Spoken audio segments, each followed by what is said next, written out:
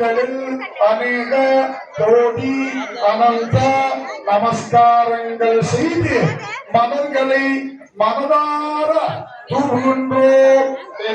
பிரார்த்தனா நமஸ்காரம் சமர்ப்பயாமி. மகனுக்கு கல்யாணம், மகனுக்கு கல்யாணத்துக்காக வேண்டி இந்த சுவாமி முருகப்பெருமானுடைய தகப்பனாக பரமேஸ்வரனும் பார்வதியும் இந்த 2 கும்பத்துல எழுந்துருளி நம்மெல்லாம் ஆட்கொள்ள இருக்காங்க.